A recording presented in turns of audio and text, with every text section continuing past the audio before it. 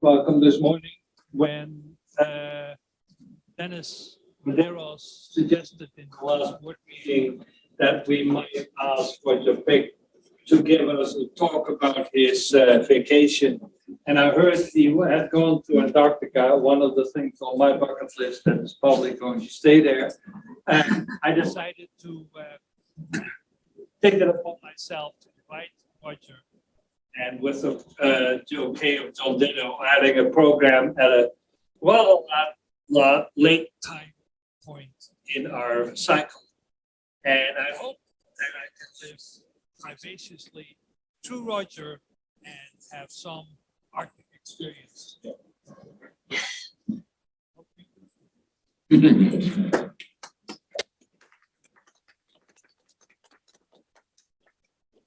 Good morning. So, I was a little because it's a little bit bragging about an over-the-top vacation. I'm not totally comfortable with that. I also want to know that it's not as unique as you think. So, for example, I know in the Bloch School, Nick Peroff, another fellow retiree, has been to Antarctica. My wife's best friend is another example, has been to Antarctica. And my parents went to Antarctica a long time ago. So it's not that rare.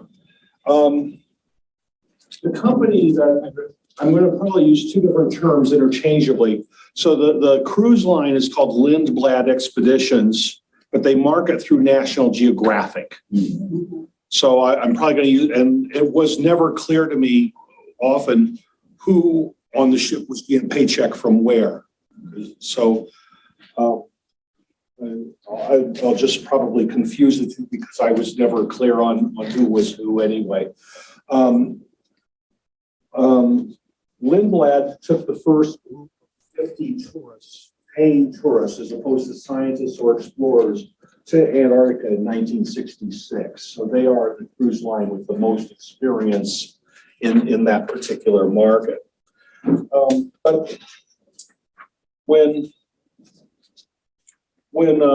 I told people before the trip that I went to Antarctica, there were two reactions, and never did I ever experience anything in between. It was always either why would you want to go there, or wow, what a cool thing to do. And people are not lukewarm on the idea of a vacation in Antarctica. So many things to see. There's ice. There's ice. Ice is really beautiful, and I'll try to illustrate that a little bit. There's mountains. There's a history of various explorations and whaling and other kinds of things there. Many exotic animals. Exotic plants. I didn't take very many pictures of cool plants, unfortunately. So I'll just say that.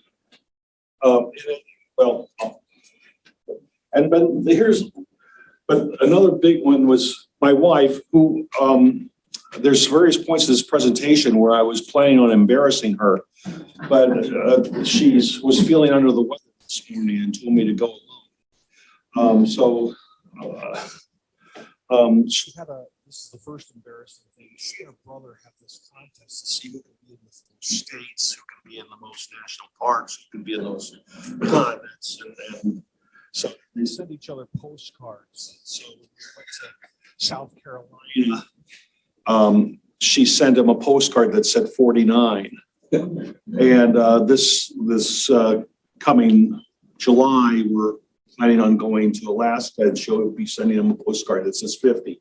So again, this silly contest. But the big thing for me was the eclipse. So one of the coolest things I've ever seen was in 2017 here in Missouri, when that total eclipse came through. It wasn't quite a full eclipse here. I traveled to Liberty and saw it from there. And said, wow, I want to see this again. It was just such a cool thing to see. And so not long after that eclipse, it's quite a bit before I ever felt my retirement paperwork, I got some marketing material from Lindblad about an itinerary that was going to be modified so the ship would be under the path of a total eclipse that was going to be near Antarctica. And I signed up. So that certainly put how long it would be before I retired. So I signed up for this thing in 2017 and didn't retire until 2018. I'll talk more about these questions later.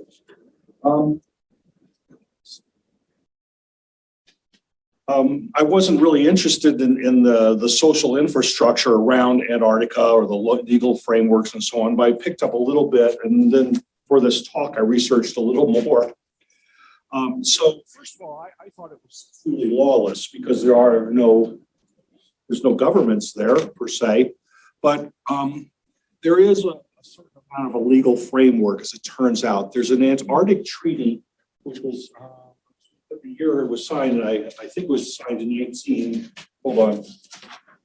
was signed in 1959 by 12 countries. Today there are 54 countries that have signed, and it's governed by an organization called the Secretariat of the Antarctic Treaty. And if you are a citizen of those 54 countries, you are bound by the agreements that are in that treaty. So it is not a lawless place. There's also, and this had more of an impact on the experience I had, there's an organization called the International Organization of Antarctic Tour Operators. And there's about 50 members. And they have protocols and agreements about how they visit Antarctica, trying to maximize the experience for their customers primarily. An example of what we experienced, there were mandatory contaminations. They're very concerned about biological transfer of contaminations. I've got pictures, but for some reason I feel like saying it now. They vacuumed. If we had a backpack we were going to take on shore, they vacuumed it out. Everything that went on shore that had Velcro, they used a vacuum cleaner to pull out any seeds or anything that might be in that Velcro. I had boots. They did not allow you to go on shore without. They said knee high, but they weren't really knee high. They were calf high, waterproof boots. And my boots had little pieces of gravel in them. Just those pieces of gravel were actually seeds. I had to go through that with a paper clip and dislodge every single one of them. And the guides inspected it and would not approve you going until that was done. In addition, every time we came onto the boat, we soaked our boots and often our pants as well, brushes and soapy water through a disinfectant bath. And this was manned in this organization. It wasn't just the cruise operator wanted it, but I think they were very much on board with it. Another impact of the trip, and this might, if you're thinking about taking this kind of trip, might be something to think about. Only 100 people are allowed to land at a given site at a time. Our ship had over 100 passengers, plus the guides, plus the crew that are help ferrying you to and from the site. All of them count. And that meant we went ashore in shifts. And so if you really want to double your experience, so we would go, our ship had just over 100 passengers. And often there would be another 15 or 20 people on shore at the same time. So we would go ashore, we would take turns. And so if you want to double your experience, find a ship with fewer than 80 passengers.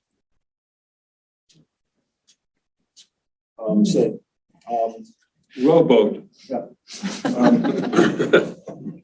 Another thing, just the guides were often involved where we went. There were a couple of times where we went places and the ship to see it because it was to see it. Every itinerary is different. They opportunistically select landings based on the weather and the conditions. And so I could go again, I could have gone to the next trip. You know, they dropped us off and picked up another group in December. I could have gone on the next trip and it would have been a very different experience. You go and land at different places based on the conditions. The weather forecasts, it's sort of a miracle. They have pinpoint weather forecasts. They know, generally speaking, what the conditions are going to be at each bay and each hour by hour, if not more precisely. The captain and the expedition leader would jointly decide what they were going to do on a day-by-day basis. They Modified the itinerary on the flights. There were 3 National geographic ships operating. in the area. We were more or less a day each, one a day, and we would encounter each other, which was usually a time of waving and sounding horns at each other and so on. And on one occasion, the National Geographic Resolution told our director, "Don't go there." We were about to go to they had been there in the morning. We were going to go there in the afternoon. And they said the waves were too much. You couldn't land there. And so we ended up having a longer than usual move to a different spot and landed in a place that was more sheltered. If you say landed, are you going in separate, in little boats? Yes. Little zodiacs. This is those as I go. Also, I probably would have just if it, A little more substantial. if it More for the Eclipse. probably would have gone on a trip just to Antarctica. But in fact, the trip was about 1/3 Antarctica, 1/3 South Georgia Island, 1/3 of the Falklands, because that was the itinerary that got you to the Eclipse. And in retrospect, I thought the coolest place was South Georgia, not Antarctica. Antarctica is kind of the marquee name. South Georgia had the best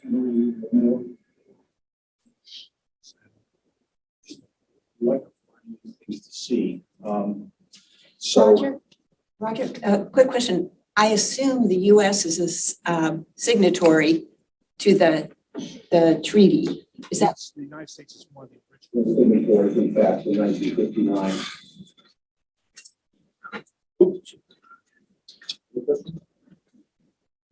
I have a question. Yes. You mentioned seas. What would be so terrible? Most of the seas. So, for example, South Georgia is infested with dandelions. They're not native there. And other things. Falklands, I remember, I don't have a picture of this to show, but we saw these beautiful yellow flowers and not dandelions. And and I just said something to one of the guides about them, and he just made a noise and said invasive. They can't get rid of them. They had been brought in by sheep farmers originally because they were thorny and made a nice natural fence. And now they're everywhere on certain islands. So they're very concerned about moving disease from one place to another. Invasive species is the main concern.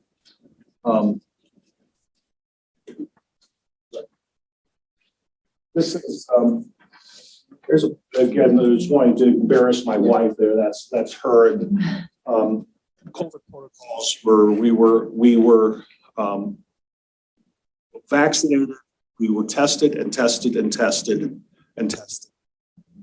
And but we were still expected to wear masks, except when we're outside. That was, and of course when you're eating.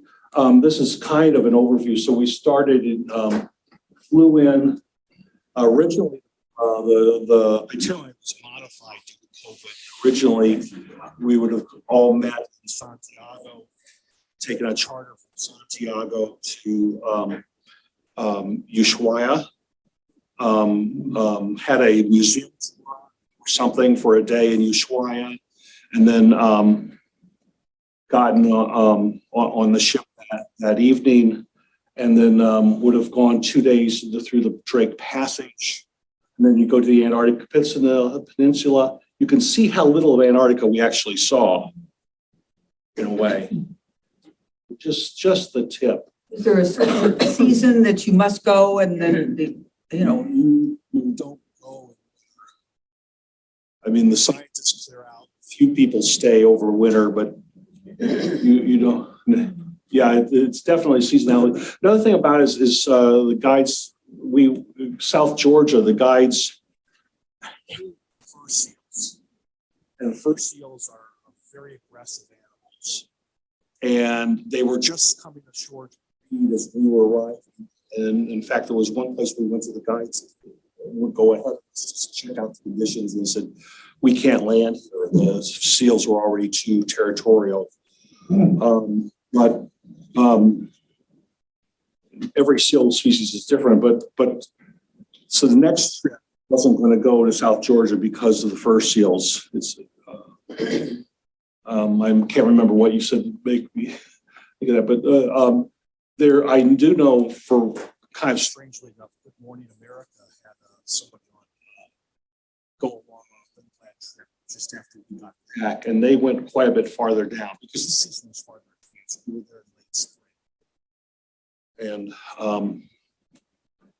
so we never crossed the circle. In fact, I don't think we even crossed the 60th parallel, but they do, some of their trips do get down to the Antarctic Circle. They have at least one trip. Not sure I would want to be on this long. You start in Ushuaia, go along the Antarctica Peninsula, and go around to like McMurdo side, and then up to New Zealand, and then goes back the other way. So that's like over a 30-day trip.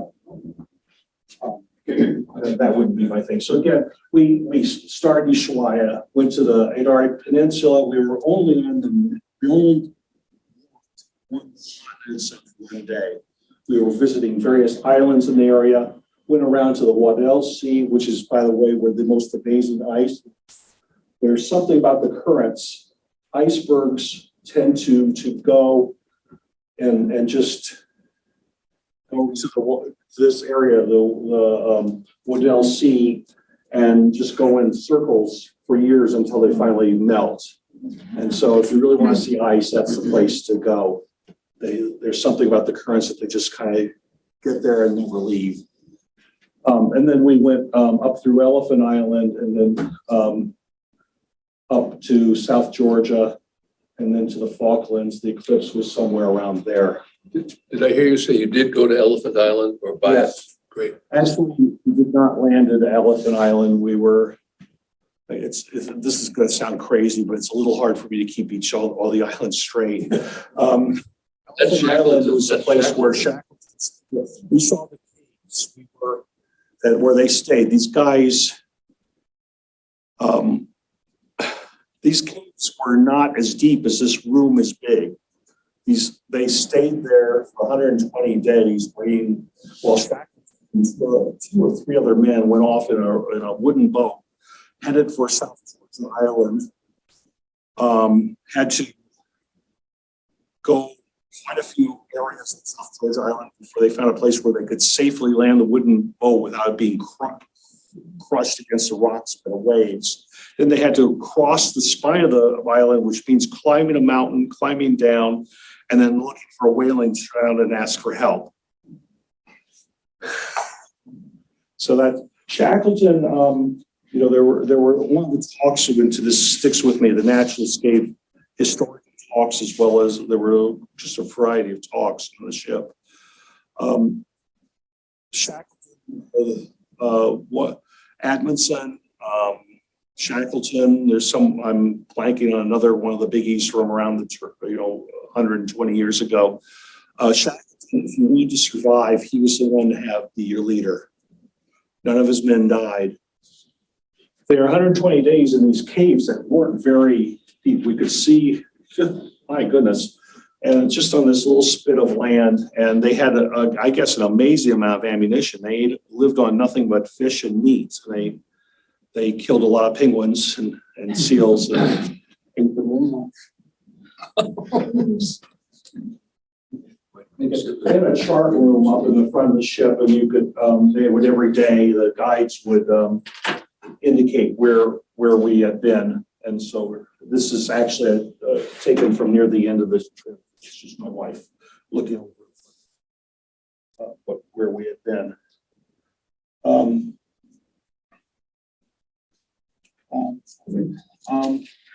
think the trip was going to happen.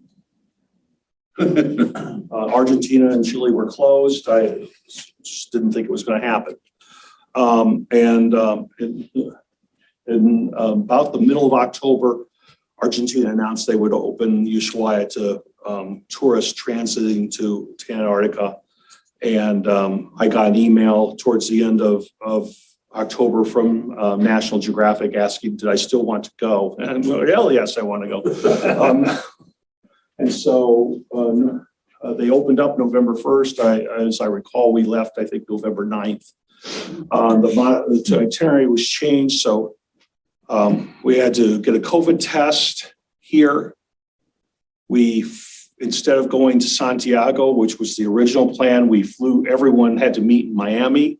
They gave us another PCR test, and I guess it's sort of a myth that PCR tests take a couple days. They had a laboratory set up in a hotel ballroom, and we took the test and they had the results back within an hour. And then another thing we had to do is we had to file all kinds of paperwork with Argentina. And the website, if I still taught IT, this would be such a cool example of awful website design that I could show my students. This website was so user unfriendly that a staff member from National Geographic, they had a team of people meeting us at this hotel in Miami, whose job was to just help us navigate the paperwork of this website. It included uploading copies of the PDF for your COVID vaccination. If you had gotten it from some provider and provided in some form other than a PDF, you had to convert it to a PDF. The website, parts of it were in English, parts of it were in Spanish. You had a token, a place where you could ask for English or Spanish. You asked for English, but sometimes you saw Spanish anyway. And so, so we flew from Miami, going to Santiago, where the plane's crew switched out. And then we sat on the ground for a couple hours while the crew switched out, and then we kept going to Ushuaia. We got in Ushuaia. They got us as fast as they could on a bus and got us on the ship. They didn't want us breathing on anybody. So,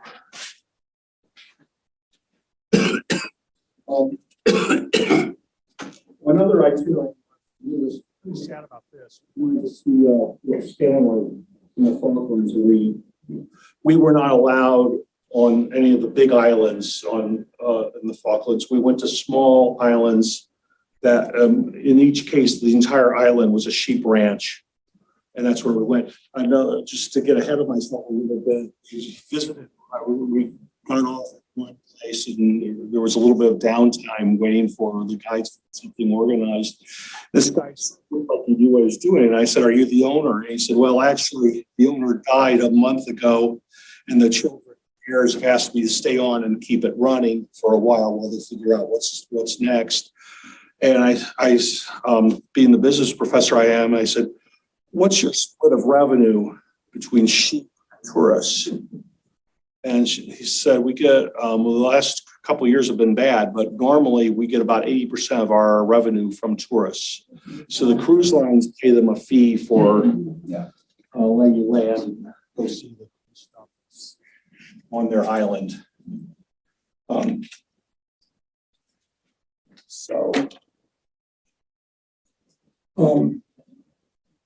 I had read as a child in geography books that the Drake Passage is dreadful.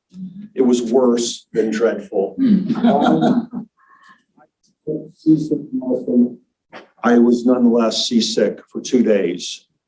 When we had our lifeboat muster drill at the beginning of the ship, at the end of the drill, the captain said, secure your cabin. he was serious. We were rocking and rolling. At the end of the trip, he told us the waves had been over 14 meters. And he said, if you're wondering how I know it's 14 meters, I know because the bridge is 14 meters above the water line and the waves were higher than the bridge. So we went to the gale force winds and we went anyway. My wife, the medications worked fine for her. There she is having breakfast or lunch. I'm not sure which. But the main reason I want to show you this is they rigged ropes to help us get through any areas where handrails were too far away. So there was there's again crew wind for the rough seas. But once we got Antarctica, generally, again, based on the weather forecast, we would be in some place that would be sunny and pleasant, and generally the conditions were good. There were a couple times it was marginal. Generally, the temperatures were above freezing. Generally, we experienced warmer weather than you did here at the same time. Generally, the temperature is right around freezing. When, it got colder than that at night, of course, but when we were on shore, sun was shining and most of the time, and it was. Is that because of the surrounding with the ice and the snow? Or because that obviously moderates it? No, it's summer. I mean, it's. So it's around freezing. And we're not that far, we're not that far south. We didn't cross the Antarctic Circle. And the ocean, I think, is a moderating influence, of course. And there was a little bit about global warming. There was, the guides were very concerned. One place we were, and I'm just not going to remember where it was, but it rained overnight. And they thought that would kill all the penguin chicks. Because they have the down, it's not waterproof. They get the waterproof feathers later. Okay. They're not evolved for rain, they evolved for snow.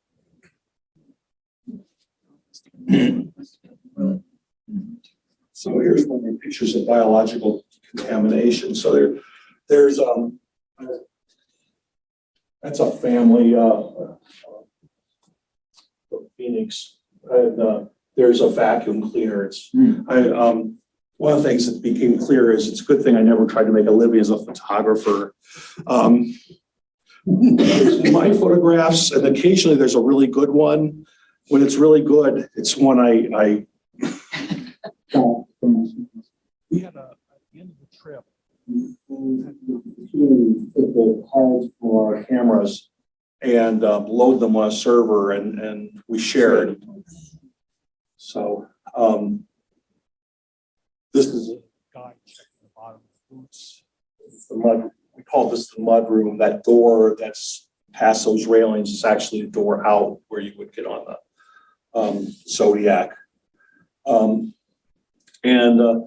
That young woman is the government official from South Georgia Island who came on board to inspect us. And there was written material we got in advance that said that they would have rodent sniffing dogs that would go through the ship. And if they detected rodents, we wouldn't be allowed to land. But that in fact did not happen. But I guess sometimes it did. But she one of us before she let us.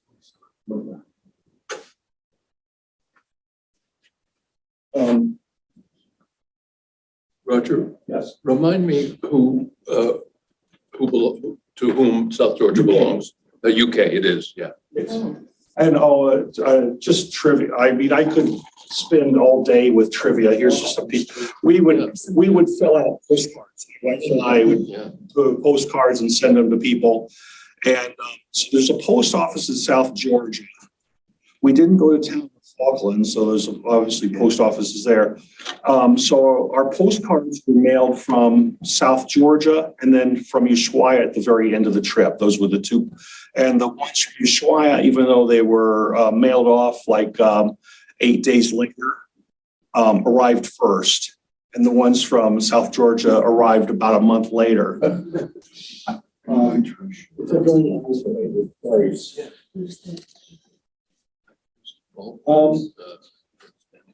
So ice. one thing, there were a fair number, I can't tell you how many, a little over 100 passengers. I would say as many as a fifth of them, this was a repeat trip to Antarctica. And for the people who made the repeat trip, what they said is they went the first time for the penguins, they came back for the ice. The ice, I don't really have pictures of the beauty of the ice is it's often blue, or it could be clear. There's lots, and all kinds of fabulous shapes. It comes when it calves off the, if you've got a floating glacier coming out on a shelf, the ice that breaks off will just be flat. But as it melts, it will take on all kinds of and turns over. So take on all kinds of fabulous shapes. So that's actually the face of the glacier. And that portion of water. That's my wife and me. So there was a place where there was in this particular case, there was a hanging glacier up high, and the ice was falling down from on high and landing in the water. We couldn't, obviously didn't go that close to it. It looks like we're close to it. We're probably a quarter of a mile or more from it. The scale is hard to realize. And anyway, so these pieces of ice are falling from up high. The guide fished out a big piece of ice. He wanted us to see how heavy it is. The ice at the bottom of the glacier gets compressed. So you see that hunk of ice, it was extraordinarily heavy. Mm-hmm. It's not the normal crystalline structure of ice that we are used to. And it's very clear. Now I'm looking at us, that was probably a colder day than usual. Another story, the same day, this jumps into my head. Again, I could tell random stories for 8 hours, but we got on this Zodiac, and we're starting to take off, and my wife freaks out and points to the guy and says, "Where is your life jacket?" And he looks at her with just this look of contempt and said, "You're a mother, aren't you?" And she said, "Yes, I am. Where is your life jacket?" And it turns out at least most of the guides had like I guess you would call it like a jumpsuit with flotation material built into it. And that was in effect their life preserver. Were those special coats, or does everybody have, do they tell you what kind of coat? They gave it to us. And it's not as heavy as you think. It's more like a heavy windbreaker. But I think that it was useful to come down because it was distance. When my parents went to Antarctica, I can't remember how many years ago, this would have like 30 or more years ago, they got jackets that were very similar to this, but red.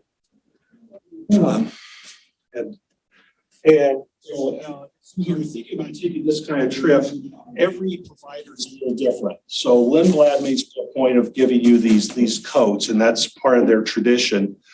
Other cruise lines do other things. There's research, you go on, different ones. There's certain traditions in Lindblad, the other cruise lines do other things. With the life jacket, if you land in the water, how long can you survive that? Well, it's not an immediate death. There was a thing, I didn't bring any pictures of this, but they had one of their traditions is do the Polar Plunge, and everyone who wants to, and I was not among them, jumps to the water. And then you get out pretty fast. And then they hand you hot chocolate and fortified with frangelica or so on. And so that was something they did one night. I don't know how long you could survive in that water. I don't know. You can survive 5 minutes, certainly. Okay. I'm guessing you couldn't survive hours. But I don't know where the line is. I've got a little more blubber than some, so I probably last longer. This is one of those cases of one that had turned over and melted six-sided way. I actually painted that. That's my picture. The guy looked, we're going around this island guide looks out across the distance and says, who wants to go looking at some ice? And I'm saying, no, don't want to. And everyone's, yeah, let's go look at the ice. So we went right up next to that thing. And what I was thinking was, these things are really unstable. I didn't want to be on the ABC News, you know, tourist ties. But anyway, we went right up to that thing, and this guide was a little than I am. He's the same one who thought my wife was mother. In the ship or in a Zodiac? Oh, not the ship. Oh, Zodiac. Zodiac, okay. Yeah, the ship never went remotely. Well, the ship did close ice, but not icebergs. Yeah, it's Zodiac.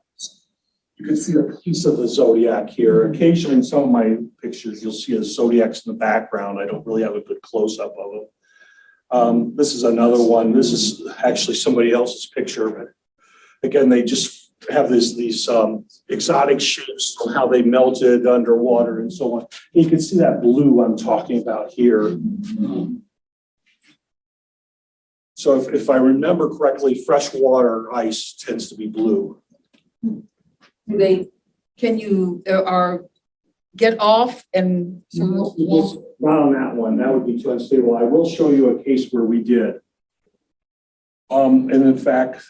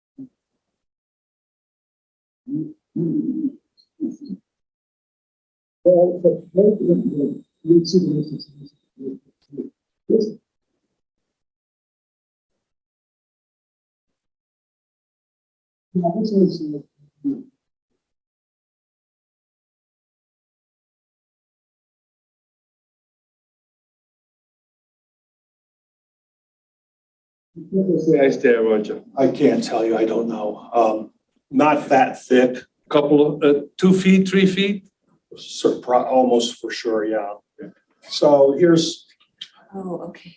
so they opened up the side hatch, put some steel or aluminum stairs next to it, put down some carpet for us to walk onto, and you walk out of the ship through the port that you normally use to get on the Zodiac, and you walk on the ice, and that's my selfie. And just a few more pictures. So everyone's just, so they're traditionally Lindblad ships, and I don't know if other cruise lines do this or not. They like to, when they can, go at least once during a trip, go out on into the ice and allow people to walk around. And this is a traditional, one of the guides told me this, they always do this. They make it look like it's a traditional pose. It's looking like they're carrying the ship into the ice.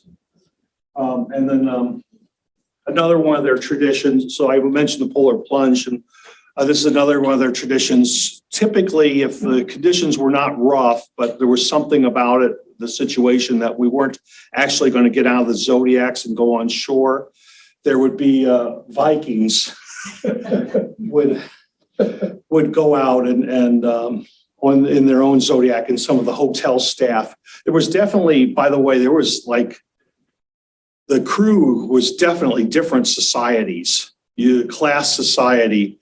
The hotel staff was almost all Filipino in their one group. The ship officers were almost all, if not all, Eastern European.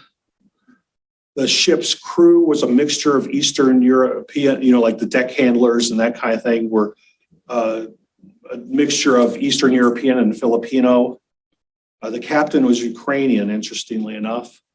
There were a small, and then the guides were from everywhere. A few were doctorally qualified, and their range of specialties. There were historian. There was one who was a historian. There was a bird expert, whale expert, plant expert, a cultural affairs expert. It was just quite a range of, but they all had to know how to drive a Zodiac. And every day you would be with a different drive. And at night, another tradition of this particular cruise line, they had a weird kind of circular podium in the middle of the bar area, which the guides all called the Circle of Truth. And it was a tradition at the end of the day, we would all gather there and the guides would do kind of a recap of what had been seen, share photos they had taken, and then we would have a briefing of anything we needed to know about what was going to happen next day. So you were kind of expected to show up for that every day, and it was usually about an hour. In addition, there were often lectures on other topics, sometimes nature and history. There was history of whaling. Roger, you mentioned the demographics of the captain and crew and everything. What were the demographics of the travelers? Mostly Americans. My wife and I became friendly with a couple from Dubai, and they were kind of unhappy with Lindblad because Lindblad is all set up and all about Americans. It's English language on this ship, and all their paperwork and all their knowledge about had to do with the requirements of visas and so on for Americans. You're from Dubai, they said there was no assistance from the cruise line whatsoever. So they had to figure out everything they had to do in terms of paperwork and clearances to get there from Dubai. There were, I met a couple people from Singapore, someone from Hong Kong, a small number of Canadians, somebody from Panama, some Americans who were from Panama or lived in Panama, retirees. But like 80% or more of the passengers were Americans. The crew, probably over half the naturalists were Americans. I distinctly remember one was Pacific Islander, one was from the UK. There were a couple from South America. One was from Spain. Well,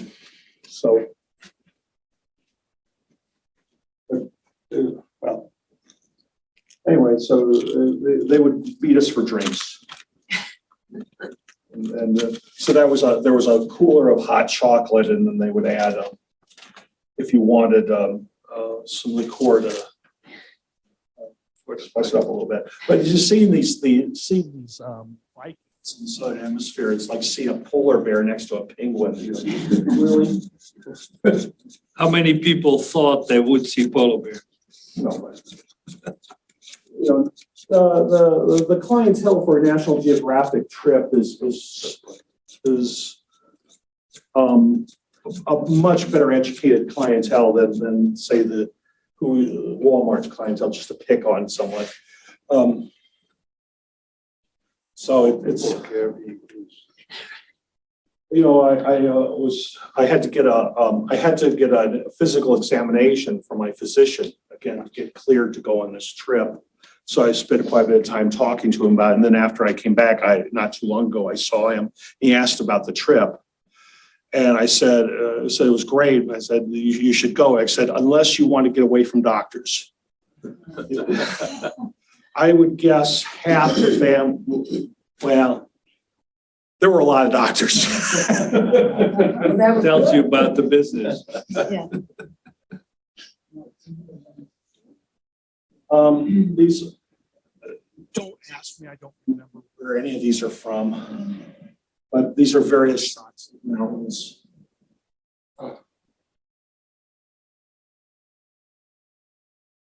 That one I remember was Brown Cliffs. It was one of our earliest days. That's pretty spectacular. Yeah. That's probably South Georgia, but and that's probably South Georgia. Again, I thought South Georgia was the prettiest.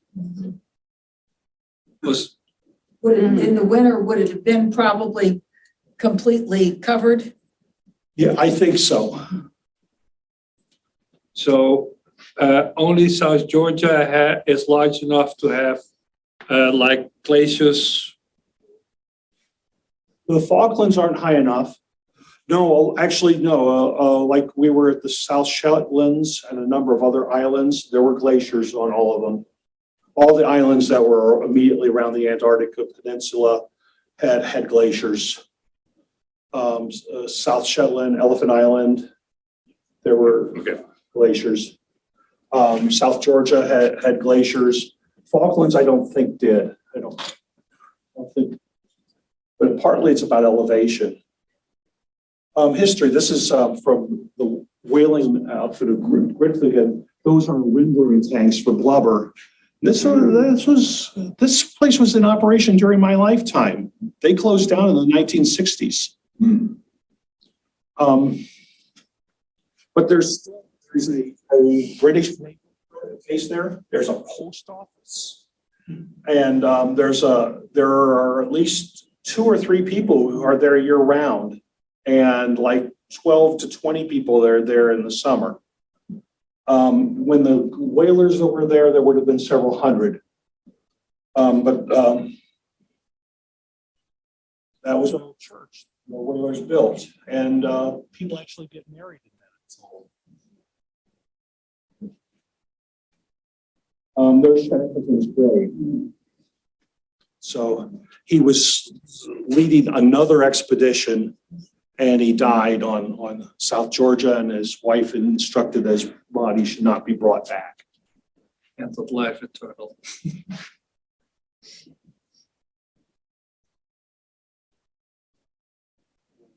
That's the small graveyard from another direction. And you can see the ship in the distance. That's a great shot, Roger. Thank you. That's where mine, my wife's there.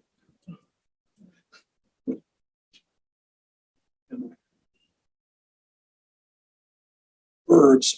Birds are, I appreciate only one of these pictures of birds is me. The rest are borrowed. So there's no, and the way people, if you go on this kind of trip and you want to get shots of birds, you need a telescoping lens. And you also ideally have a camera that can do a burst mode where it takes like 5 shots a second. And that way you can, maybe one of them will turn out. Another one I'll just mention is I wanted to get a picture of a glacier calving. And again, the distances are greater than you think. You need to be filming before it happens. By the time you hear it, it's too late. Again, we are farther away from the scale. We were often a quarter to half a mile away from the glacier. You would see it, you would hear it calve, you look, and it's already happened. So if you get it, you're just lucky. How am I doing for time? Am I running long? It looks like I'm running long. You can't run along the way you're going. Cool. So that's someone else's. That one's a skua. I took that one. Oh, that's great. It for some reason decided I was interesting and kind of walked up to me and so that picture was actually taken from like 6 inches away. Actually contest. I did not take these, but these are on the right is a king penguin, and on the left is a rockhopper penguin. It was yeah, it's sitting on an egg, and rockhopper picture was taken on the Falklands because that's the only place we saw rockhoppers. Let's see if I can. These are gentoos. This is on an island near. This is one of our first sightings of penguins, and this is on an island near Antarctica. I think I may have actually taken that one. That one is not mine. Okay. Here, chin straps. It's easy to know why chin straps are called what they are. And macaroni penguins here, stuck a feather in his cap and called it macaroni.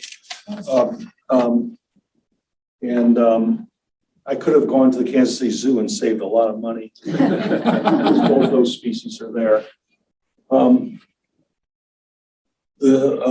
Again, forgive me, the penguins are so cute. Just taking pictures of them, and they're compared to the birds that fly. These are easy to take pictures of because they don't move very fast, especially on land. They did something called porpoising. I never really got a good picture of that, but they're much faster on water than they are on land. They're adapted for water, and they apparently they will come out of the water and go over the water for a while and then dive back in and over, and it's spectacular to see, and you'll see them go in groups. I think they feel much safer in groups. But isn't that also when they fish to a school of fish that they? I don't know. It looked like they were on their way someplace, frankly. I would see them like they're on shore, and you see them, and they would go off in the water, and as if once one went, then a bunch of them go, and then they porpoise away for some destination. And I don't think they were fishing while they were doing that. Are the brown ones the young ones and they'll turn? These are, I learned a new vocabulary word, it's oakum, which I just rewatched Master and Commander with Russell Crowe the other day, and oakum gets mentioned.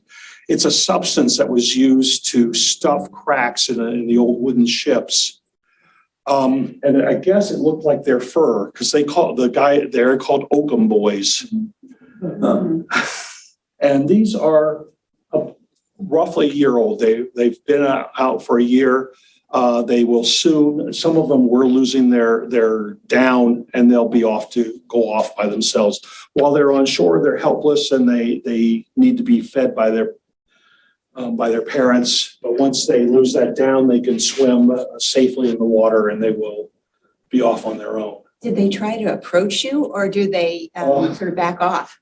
No, it depends. Sometimes they would give you your space, and sometimes not. The guides you've probably noticed in a lot of these photos, there's these orange cones. Depending on context, sometimes the cone marked a path. So the guides would mark a path where you tended to be able to go through a crowd of animals and have less impact.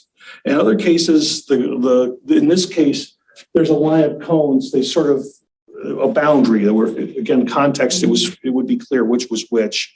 So that was a boundary. They didn't want us going past that because they didn't want us impacting the animals.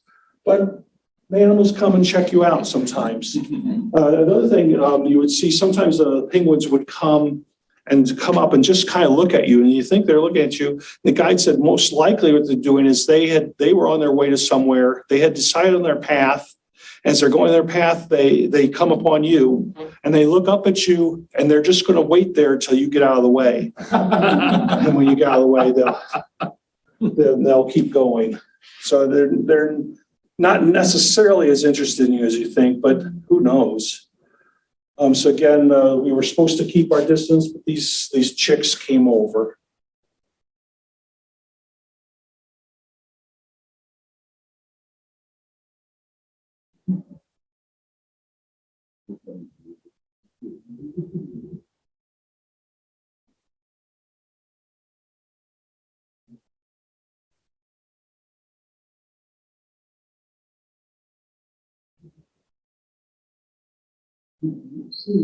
Seal there, an orphan seal, average adult orphan seal weighs 8,500 pounds. They're pretty given some space to get a lot.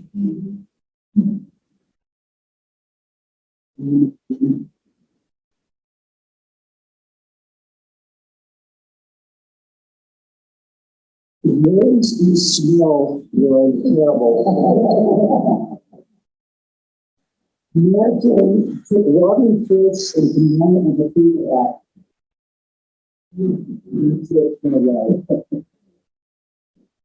Is the iguana used for anything? Does anybody gather it? I think at one time they did. I don't think There's also probably somewhere in this, there will be a white bird about the size of a pigeon, maybe a little bigger. They call it she spill, and they eat penguin shit. That's their diet.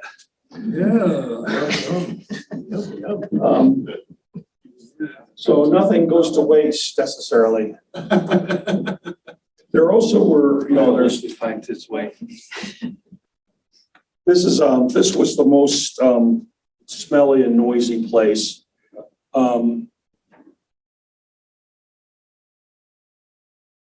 estimated, the number was 500,000 breeding pairs.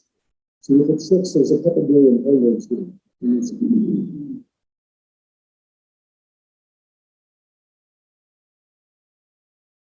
There are plovers flying overhead, there's sea squirrel gathering that they gather, there's occasional seals amongst them. And all that's going on. The penguins look to me like they're moving at random and seem to have a purpose, but it's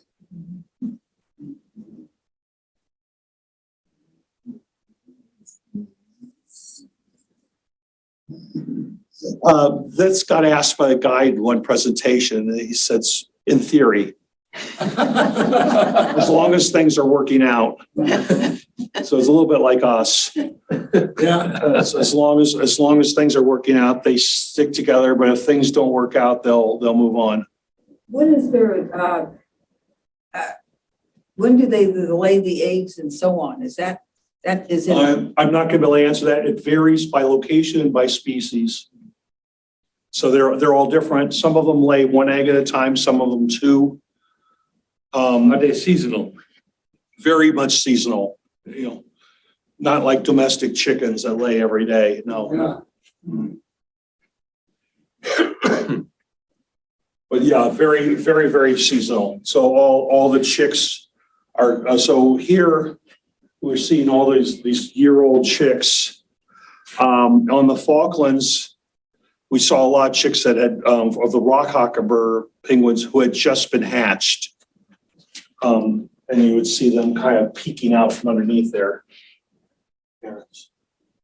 Again, the penguins kind of give the elephant seals space, but not a lot of space. I need to give the elephant seals, by the way, you think there's no way these animals can move. They can move faster than I can run. When they decide to move, like if one of them gets mad at another one, they'll go after each other and they'll kind of, I don't have any film of that, sorry. Probably you can go online and find it someplace, but elephant seals fighting, I'm sure it's there. But when that happens, the penguins clear a little more space than usual, but they can go faster than I can run, but only for about 3 body lengths, and then they fall in the sand exhausted. They just collapse.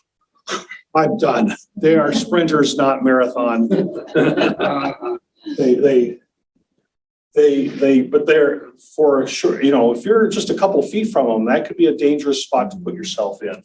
But then but if you if you're 30 feet away, they couldn't reach you. They just can't move that.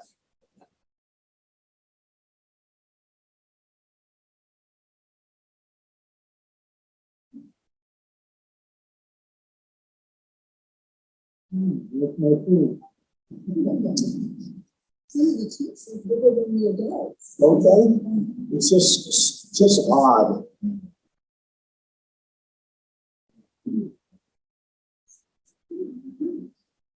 The regurgitated fish.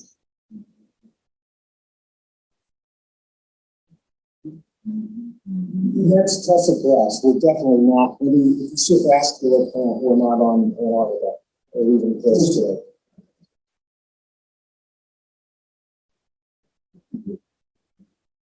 Even the beaches aren't exactly the golden sort of that's like less rocky beaches there.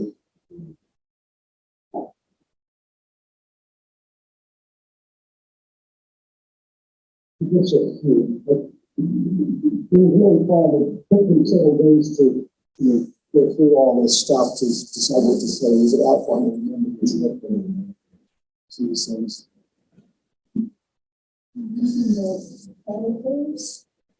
Oh, probably fit yeah. The one there's probably more than one, but the one that This is, my wife said I was a monster for putting this in the presentation. That's a skua carrying a baby rock hopper. I saw that happen 3 or 4 times. I never got a photo of it, so this is someone else's pictures. It takes a bit of luck to get that, but yeah, that penguin's not going to be an adult. Neither is that one. Yeah, with that much weight. Yeah. So we were standing on this cliff in the Falklands overlooking the ocean. The rockhoppers all kind of have their nests up at the top of this cliff, quite a distance from the ocean. You just go, how can these slow moving animals get this far? And the skua are flying over, and they're waiting for the parent to make a mistake. They're flying around. I saw it, like the parent shifts a little bit to the side, and a little bit of the baby sticks out, and all of a sudden the skua snigs in and snatches it. Wow.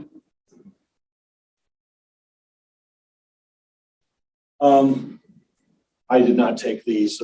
We saw whales. More than, I believe these are all killer whales. And then sea mammals with penguins, so get more cuteness. These are baby elephant seals. So what the guides told us is sometime in the past week, the mothers had decided they were done with them. So the mothers give birth, they suckle them, and then the mothers decide, well, it's time to leave, and the mothers all leave. So what's on that beach are the male bulls, those 8,000-pound things, and these little guys, which the guides called weaners, W-E-A-N. And they're looking for something to suck on.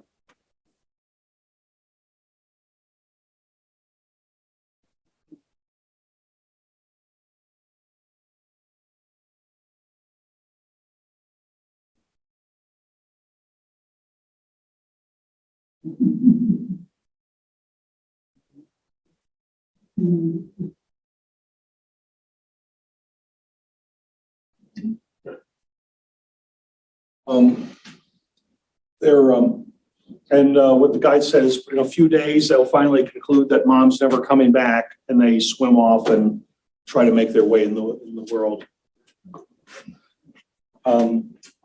So we got there at that particular, again, that's why I say every trip's different, because if you go a month later, that beach is going to be a really different thing. The seals to me, seals are all the same, but I learned they're very different. The elephant seals are big, and their weight can make them dangerous, but they're fairly benign towards humans and uninterested in us for the most part. Fur seals, on the other hand, they view us as a threat, and they want us out of there. And in fact, they said there was at least one beach where we were going to make a landing, and the guide said, can't do it. It's too dangerous. The seals are too aggressive. And so we just saw things in the zodiacs from the ocean. Another one that we saw a few leopard seals. I only saw them on the ground. I guess they are predators and dangerous. And Waddell seals we saw them on Antarctica itself, and they're very mellow and kind of nice people, but they're real mean to each other. Most of them had scarring. When they fight, they go for the penis. And so there's a lot of them were bleeding all around their genitals. But I got a couple pictures of plants. On Antarctica itself, a plant kind of manifests itself as what looks like a stain in the rock. You know, that's sort of how it's just, these are a couple pictures. So this is On Antarctica itself, plant life would look like just a discoloration on a rock. As you go north, you start to see plants that look less and less alien. I saw dandelions on South Georgia and the Falklands. Saw tussock and grass on the Falklands. This lichen is from Elephant Island, which is sort of maybe 1/3 of the way from Antarctica heading towards South Georgia. And again, that's where Shackleton was. And then there's small plants. These are just some small plants on South Georgia that I photographed. This is there were photography classes. So we had 2 photographers on staff on the ship. There was one who was a photography instructor, and then there was another guy who had been published multiple times in National Geographic. Meaning this is a world-class nature photographer, and they gave class. One of the things they said is try to look for framing. So this is my attempt to be artistic and frame the ship. So that was something they taught us to do. One of the coolest classes was they give classes on how to take great pictures with your iPhone. This is, you don't necessarily anymore have to have $1,000 equipment to take pretty good pictures anymore. It's a $1,000 iPhone. One of the photographer who had been published in National Geographic was a very down-to-earth guy. I do some physical therapy to help me with some issues with knees, and I was going up doing these stair-stepping exercises, and he saw me doing it, and he said, you know, a better place to do this is the stairs behind this set or towards the center of the boat, and there's less motion, and go as low as you can, and that you'll be more comfortable doing the exercise. It's a very pleasant, approachable guy. He gave this lecture on how he became a National Geographic photographer. He tells this story of his first interview with their managing photo editor was a disaster. He is showing her pictures that he had taken of polar bears. Oh, polar bears. And says, Nick, what else? The standards of National Geographic, I learned, pays more for photographs than any other outlet. And they are very, very demanding. And to get published there is an achievement.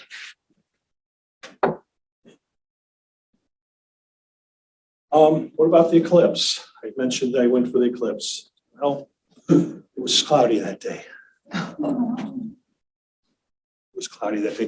There were 12 ships from various cruise lines, including 3 from National Geographic the area. Only one of, I guess the captains were talking to each other. One of the National Geographic ships was able to see the totality for about half the time they should have been able to see it. And then the clouds moved in. So so you can't win them all. But there's going to be an eclipse that's going to go through Illinois and Arkansas and so on in a couple of years. So we'll make that one. Any questions? Good job.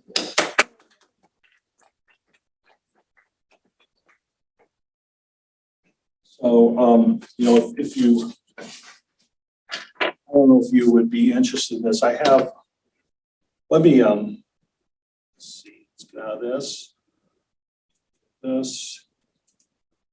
I want to show one.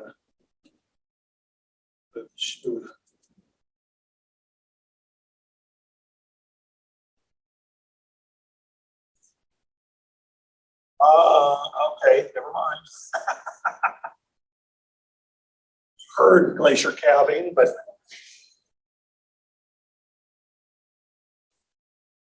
this was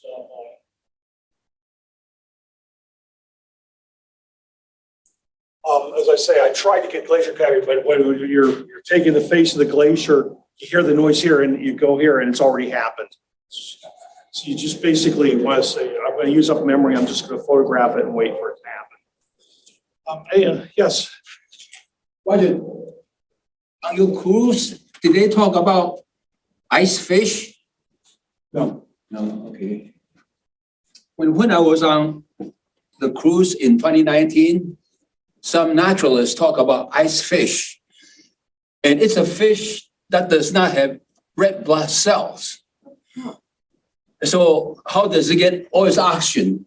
Well, because the temperature is so cold there, they don't consume a whole lot of energy. So they don't need red blood cells to transport the concentrated oxygen. And recently, Roger, there was an article about ice fish having the largest spawning grounds of all the fish in the world.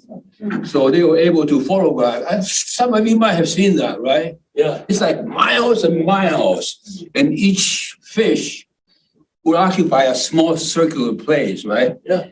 So I thought you might have some update on that story. Sorry, that didn't get that. In fact, I can't remember, there was never a lecture about fish per se. There's no expert on those on the ship. These are, theirs was a guest slideshow. We each got to submit 2 photographs to be added to it. The guides put it, or somebody put it together. So, any other questions? Yeah. I assume you got lectures on, or got to see what climate change is doing to Antarctica? Yeah, in fact, one of the guides was on a funded project, and he had cameras that were set up that were filming the face of the glacier, and in some time-lapse way. I don't know if it was like a photograph an hour or what. And he would get back to these cameras, change out the batteries and the memory cards, like because the itineraries changed, he might not get back to the same place for 3 years. And he showed one of these photos that he had just downloaded from the camera and showed it to us. And you see the glacier, the face of the glacier marching away from the sea. They talked about the penguins populations are shifting.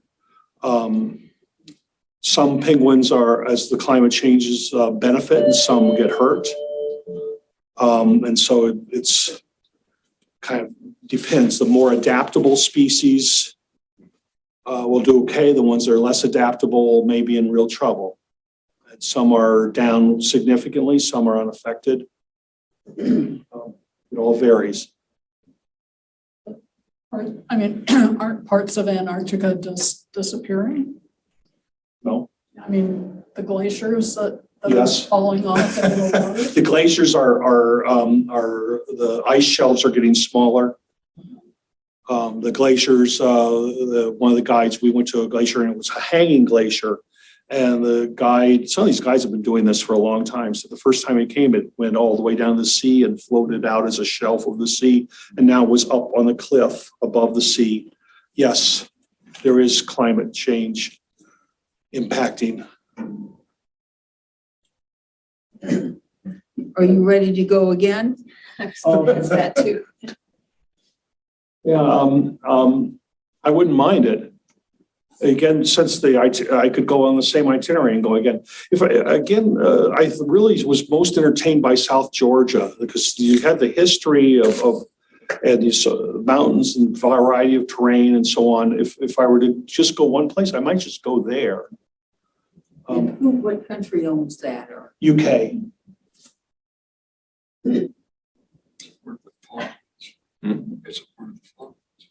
No. I think it's like it's the South Georgia and South Sandwich Islands are considered a single. It's a nation? No, it's part of the UK, but it's a administrative unit as far as they're concerned. And I had just one other thing. You mentioned whales there. In the Northern Hemisphere, if I've got this right, being in Hawaii, we were told that the whales, what type it is, that they migrate to Alaska to conceive, and then they come back to Hawaii to have the babies. And they're there half the year, and then they go back to Alaska. So is it the same thing in the Southern Hemisphere that the whales would migrate? The short answer is I don't really know, but based on I would say every species is different. Some of the whales are highly solitary. The killer whales are very social. But my guess is I think the killer whales just hang around there. But we saw some, I can't remember what, I'm sorry. We saw some breaching in the distance at one point, and the captain, it was kind of cool. The bridge is open, and they have really good binoculars on the bridge that you can borrow. And so I often would hang out on the bridge, and I'm on the bridge, and a crewman says, "Whale ho," and points, and all of a sudden they cut back the throttle, and we start heading that way very slowly. They announce whales at such and such a point, and so they modify the itinerary for, at least National Geographic does, for what happens. And I saw at least 3 different species of whales, and there was a talk about whales during the time I was sick in the Drake Passage, and I know they talked about whales because I had it running on the TV set in my room, but I was mostly just lying there in misery. And I don't remember, I just remember there was a talk about whales I missed. The Drake Passage was bad for me. My wife's. How long did that last? What? How long did that last? 2 days. 2 days. On the way back, it was okay. There was not a storm going through, and I took seasickness medicine all the time, but it just wasn't effective for what we went through. My wife said based on their accounts of the dining hall, it was like dining room, dining hall, galley, whatever, that mess. There was about half the passengers didn't show up for meals during the Drake Passage.